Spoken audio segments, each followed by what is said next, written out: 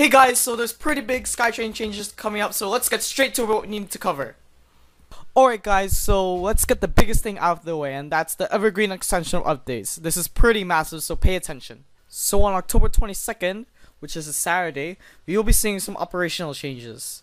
What's going to happen is that the Expo line is going to have two branches. There will be one from Waterfront to King George, and Waterfront to Production Way.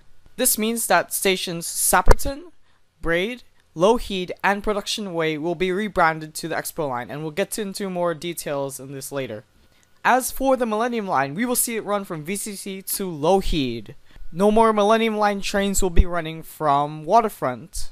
And this is all being done to test their service optimization. You know, they want to adjust the frequency because there's a new yard opening up in, I believe it's near Coquitlam Central Station. So yeah, there'll be trains running from that place as well as the yard in Edmonds. This is the current Skytrain network. Notice how the Millennium line and Expo line become two separate lines from Columbia onwards.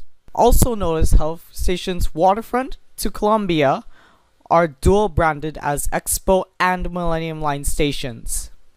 And as of October 22nd, this is how the Skytrain network will look like. The Expo line will have two branches. One will go to King George, and one will go to Production Way University. For the branch to King George, from Columbia eastbound, the train will stop at Columbia, Scott Road, Gateway, Surrey Central, and terminate at King George. For the Production Way branch, from Columbia eastbound on the Expo line, the train will stop at Columbia, Sapperton, Braid, Lougheed, and will terminate at Production Way University. In essence, the Expo line will act like the Canada line, with two different branches. As for the Millennium line, it will run from VCC Clark to Lougheed Town Centre only. Don't worry about this part. No, don't worry. That will open in December. The main point I wanted to get out is that the Millennium line will run from VCC Clark all the way to Lougheed Town Centre only from October until when the Evergreen extension opens.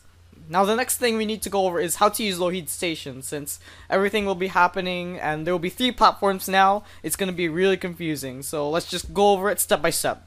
So I made this diagram to help visualize everything. You will board trains towards Waterfront along the Expo line on platform 1. You will board Expo line trains bound for Production Way or Millennium line trains to VCC Clark on platform 2.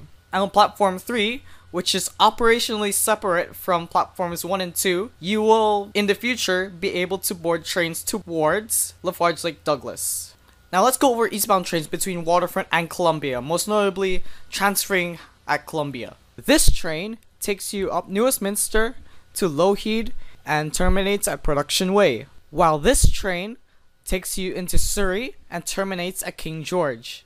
So overall, this doesn't mean that Expo line necessarily goes to King George. You actually have to see where that Expo line train is going. Now, despite all these changes, there are still things that are still the same, and we'll go over that right now. There are 3 things that stay the same. The first thing is travel, or any travel from Surrey towards downtown. Naturally, you just get on the train in Surrey and just go wherever you need to go.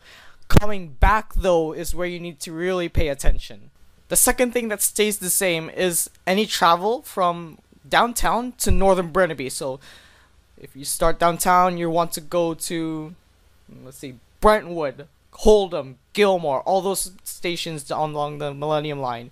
You still get off at Broadway, and you still get onto the Millennium line at platforms 1 and 2.